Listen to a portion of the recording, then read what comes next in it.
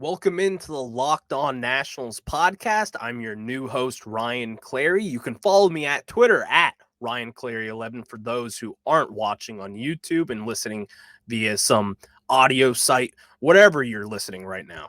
And so today's show, I just want to give a little state of the union for the Nats and kind of play a little catch up and discuss how we're the worst team in baseball right now, which we are. We're right now currently sitting at 101 losses. Worst team in baseball by far. It's been a brutal year to watch. And for Nats fans who are used to winning really in the last decade, it's been a tough year. And so I'm going to kind of get into that and how we're here and why I saw this coming. But first, you're going to get to know me a little bit more. How about that? So let's get it started. You are Locked On Nationals, your daily Washington Nationals podcast, part of the Locked On Podcast Network, your team every day.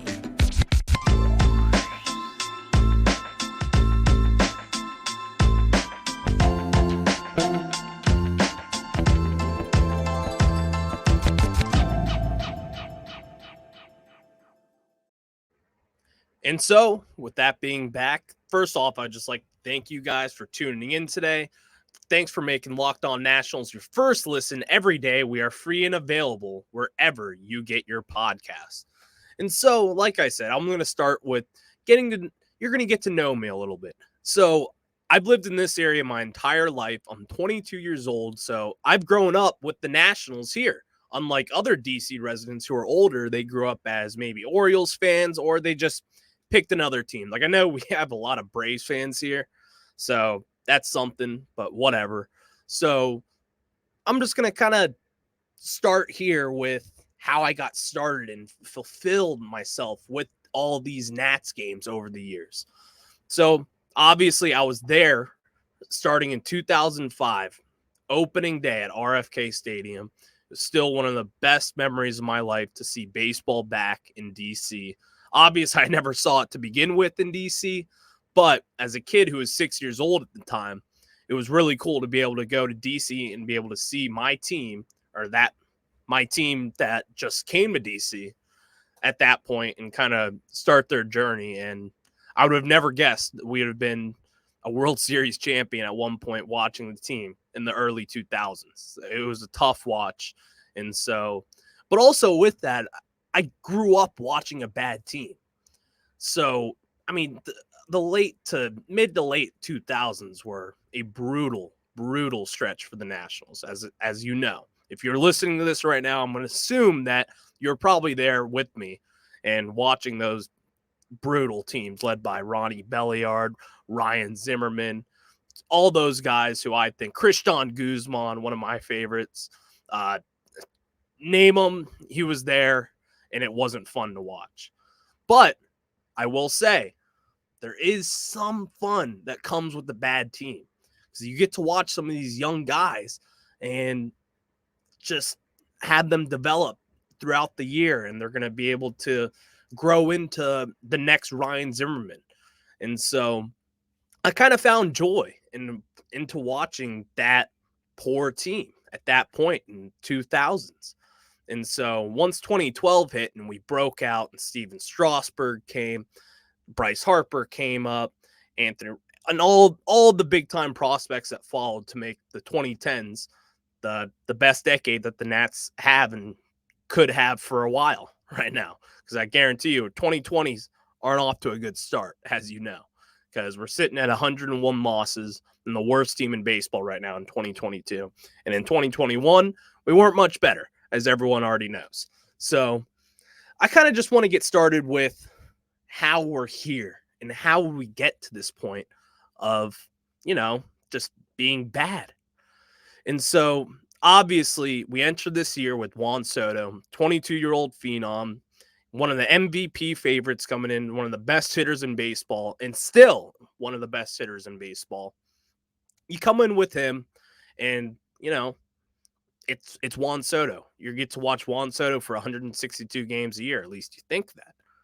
And so, yeah, people will have some optimism coming into this year with Juan Soto.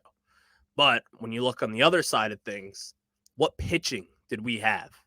If you look back at 2019 when we won the World Series, that Nationals rotation that we had was filthy, completely filthy. This year, I mean, just comparing right now, we had Max Scherzer in 2019, Steven Strasburg, a healthy Steven Strasburg, a Patrick Corbin, who was an amazing 3-starter for us at that point and was just got a well-earned, paid, big-time contract. And that's just, where he is now doesn't indicate where he was back in 2019. He was one of the top lefties in baseball. And so we had that and Anibal Sanchez, who was, he wasn't some huge signing for us back then. He was just going to be a 4 or 5 starter. And that's what he did. And he was great at it. He was really good. He delivered in the postseason, came up one of the most memorable games against the Cardinals in the NLCS when he had a no-hitter going until the 8th inning. I mean, that was insane. And so that just kind of shows the mold of where we are now. We have Josiah Gray, who currently right now leads the MLB in home runs given up with 38, most in the majors, and he's 3rd in baseball with the most walks. So there's a lot to work on as far as pitching goes. And then obviously we have some young and up and coming guys who will make a difference eventually. And it's just a rough team and a tough team to watch. And you're a baseball fan, you know this. Pitching is everything when we come up with the Nationals. Pitching is everything to win. You need it. You have to have it. There's no going around that point. And so, with that being said, that's just why we're here right now with a bad team and just kind of left with nowhere to go right now. We're stuck in the mud as far as the major league levels goes. Now, we have some prospects who should be making a difference within the next few years. We have the young 18-year-old Jarlin Susana, who we acquired from the Juan Soto trade when we sent Soto to San Diego. Susana was one of the few guys that we got back, and he has a bright future. I couldn't just tell you that. He's like 6'7", 240 on the mound. He has a demanding presence when you have someone just towering over you 90 feet away, 60 feet away, rather. It's not fun. I'm just going to say that. It's not fun to go against him and have him throw all sorts of things at you and hitting 103 every now and then. So there's guys who are going to come up to help this pitching eventually, but it's just not at the major league level right now. And we know that. So again, these players will be coming up eventually. It's just not now. And we know that. And so hopefully maybe in the next 3 years, we could see Susana up. But then also we have Jackson Rutledge, who was a first-round pick back in 2018. And, he's had some turbulence so far in his major league career. Right now, he's still in Fredericksburg, or he was in Fredericksburg, and their season's over now after getting eliminated from the postseason. But he had a rough start to the year as well. He's another 6'6" guy who's tall. He's demanding on the mound. He's going to throw upper 90s fastball, with a good curve. And just kind of seeing him in his development this year, it was not promising, to be honest with you. It was not. He started off poor, but then he's really ended strong, and he put together a hell of a performance in the postseason to kind of at least help Fredericksburg move on. Unfortunately, they didn't. So, but that wasn't on him. That wasn't on him. He's just someone that we can watch moving forward to hopefully maybe help us in the majors. So, but back to the major league side of things with Josiah Gray, Eric Fetty, another former first-round pick who just hasn't lived up to it, obviously. He's pitching today. He's hovering around a 5 ERA right now. Is he the ace of the staff of this team? I guess. You could say so. We have as well as Anibal Sanchez, 40 years old. I love the guy. He's a 2019 legend, but he shouldn't be on this roster right now and shouldn't be doing what he's doing, just getting thumped every 5 days. That's not what this team is here for. We're a young team. We're rebuilding. So it's just kind of pointless to why is he in the game pitching when you have younger guys who could be getting opportunities to come up and pitch in the majors and compete every 5 days. So that part is a little frustrating when you get it, when you look at it from the top shelf. So, all these things with the Nationals, it just comes back to my point. Pitching is everything with this team. And it shows, because right now, the Nationals, I have it right here. We have the most home runs in baseball by a wide margin. We have 231 home runs given up this year, and the second most is the Reds, the Cincinnati Reds, with 207. That's a 24 home run differential, just from the most home runs in baseball to the second most home runs in baseball. And when you get the long ball flying out of the yard, you're going to win. That's what it's like in 2022 MLB. You know this. It's a home run league now. Look at Aaron Judge. Everyone has his eyes on him as he tied Robert Maris's record. So watching the ball leave the yard at a wild rate, I mean, over 1.5 home runs a game, really, at this point.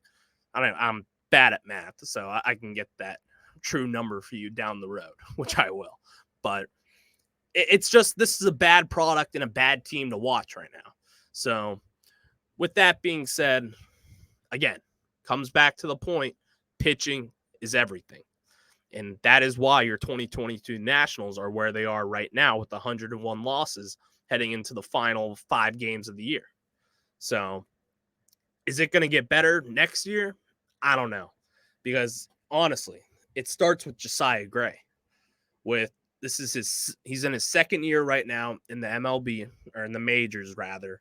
And, you know, he's had his great times and he's had his bad times. Most recently, he pitched great against the Braves on Wednesday night. He only gave up one home run, which was a huge win for him as someone, again, leading the majors in home runs right now.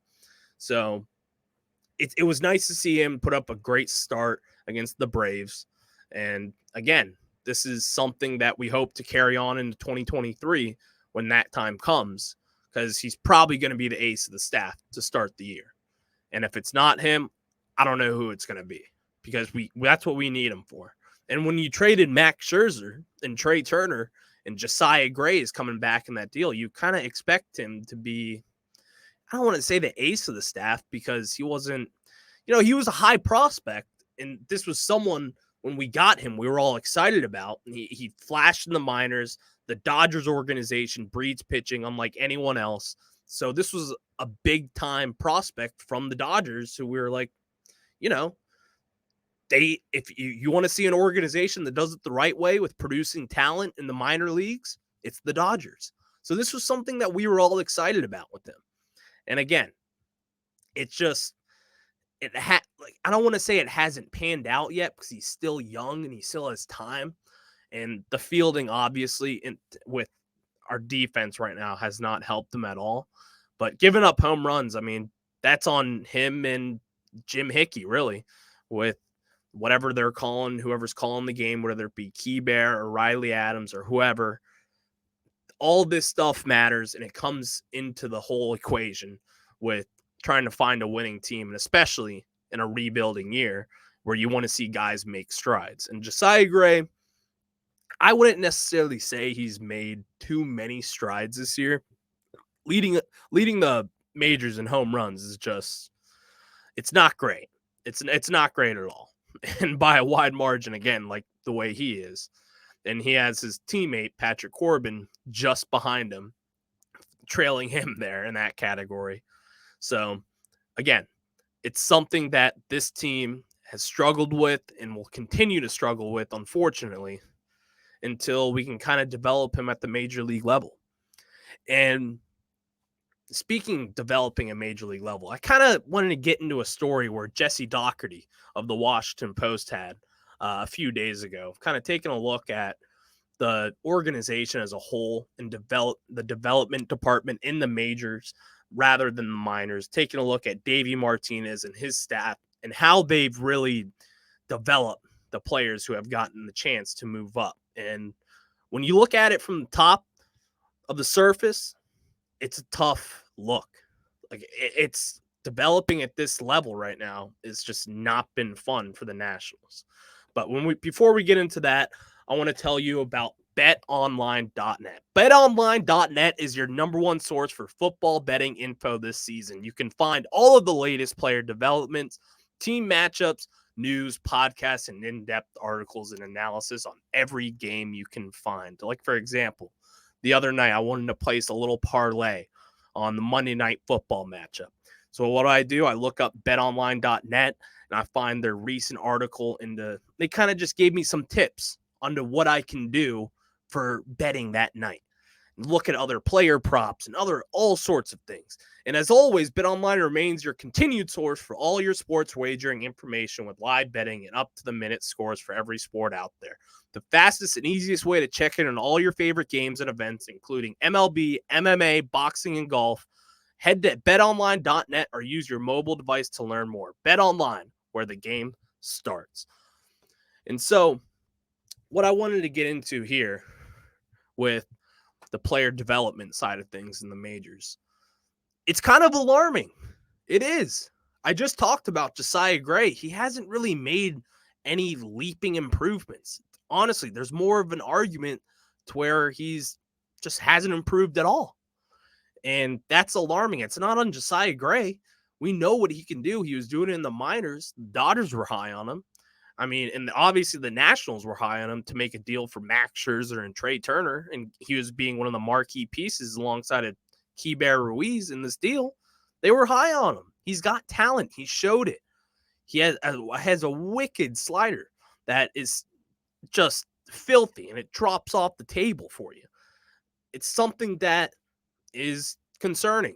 And when you're going up against when you're going up against Josiah Gray, it's, you're going to expect the high fastball. He's going to throw it to mid to upper 90s, mid 90s. He can reach 97 every now and then. Then he's going to have that slider and that changeup that he's just started to use pretty well in the last recent weeks. So I guess that is something that he's done well. And I will give a hat tip to Josiah Gray. And I think he will improve eventually. But it just comes down to player development. And so with that player development, you just look at the young guys who are in the majors right now for the Nationals. You have C.J. Abrams, who is a top 10 prospect in baseball when he was eligible. He's a 21-year-old. He oozes talent. He has a potential for it's a four-tool talent, really. And could he tap into some power eventually and become a five-tool guy? Sure. He's only 21. He's going to grow. He's going to get stronger as the time goes. He's going to get used to his body. He's going to grow into it and hopefully become that threat that we think he can be one day.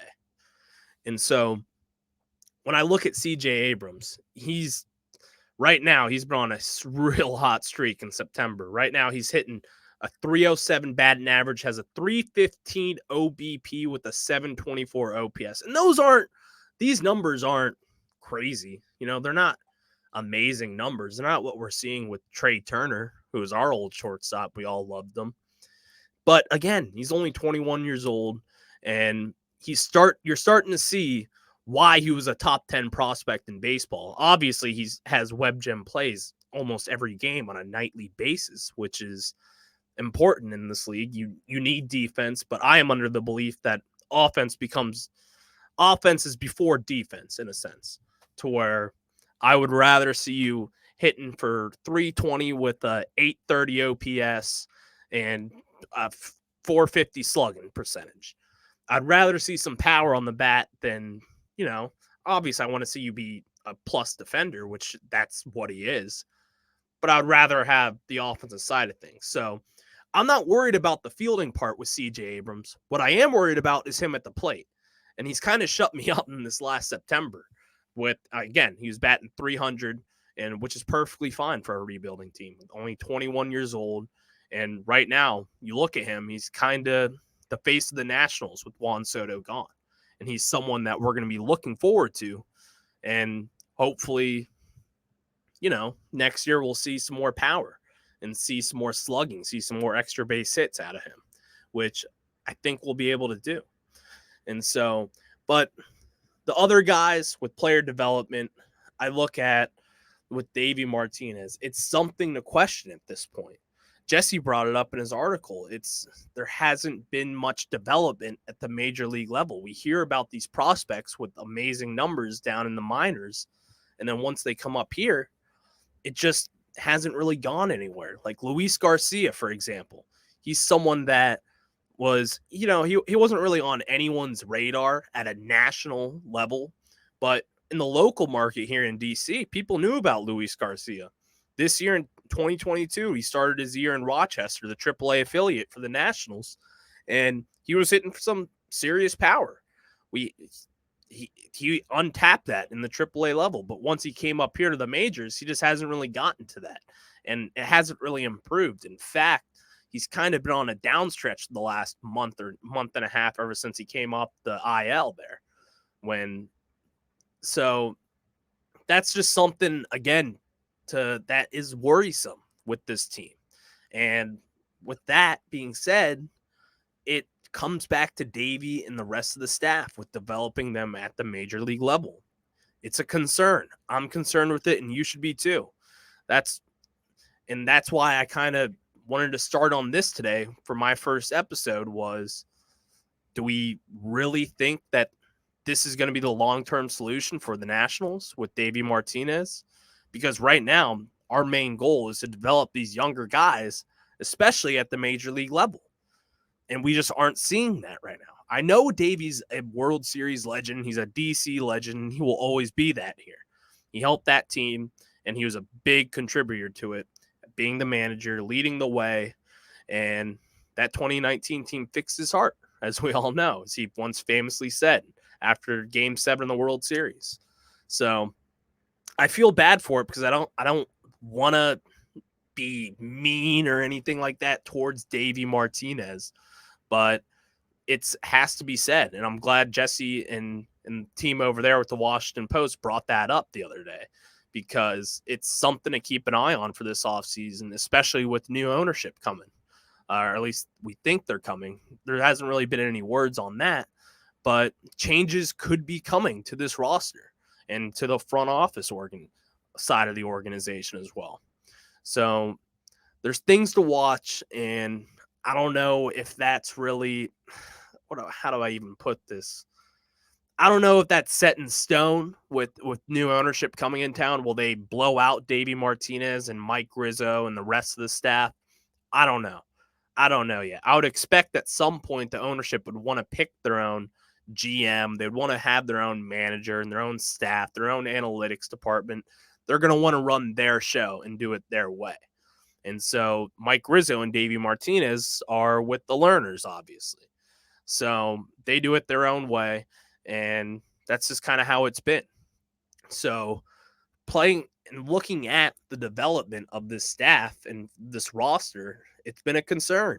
It's been a big concern for everyone, and it should be on your radar going into this offseason, because I guarantee you I'm going to be talking about that and getting a lot more in depth with it as time comes, just because we haven't really seen many improvements from these younger guys. And in the minor league level for development, honestly, I haven't really seen too much that I should be worried about.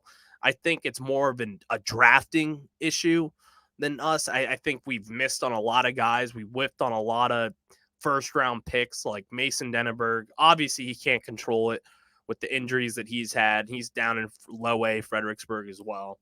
So they're guys that they have drafted in the front office that just haven't panned out, and they're not really developing at the rate that you would want.